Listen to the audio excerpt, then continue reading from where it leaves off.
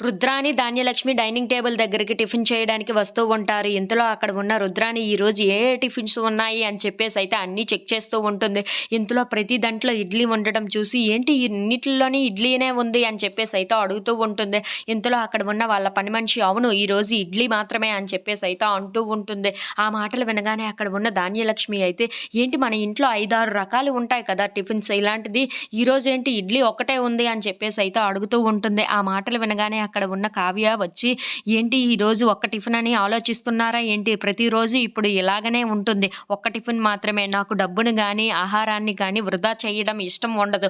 అందుకే ఇక నుండి ఇంట్లో ఓన్లీ ఒక్క రకం టిఫిన్ మాత్రమే ఉంటుంది. నచ్చితే తినవచ్చు, లేదంటే లెగిచిపోవచ్చు" అని చెప్పేసైతే అంటూ ఉంటుంది.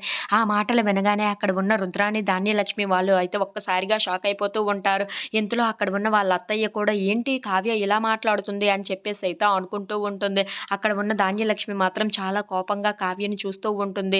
అది చూసిన అపర్ణాదేవి అయితే "కావ్య నువ్వు ఒక్కసారి ఇలా రా" అని చెప్పేసైతే కావ్యని పక్కకు తీసుకొని వెళ్ళి "ఆకలి అంటే నువ్వు ప్రతి ఒక్కరికి అన్నం పెట్టే మనిషివి. అలాంటిది ఈరోజు ఏంటి ఇలా తయారయ్యావు? ఇలా మాట్లాడుతున్నావేంటి?" అని చెప్పేసైతే అడుగుతూ ఉంటుంది. ఆ మాటలు వినగానే అక్కడ ఉన్న కావ్య మాత్రం మౌనంగా చూస్తూ ఉండిపోతుంది. ఇంతలో అక్కడ ఉన్న అపర్ణాదేవి మాత్రం "ఇందులో ఏదో ఉంది కావ్య.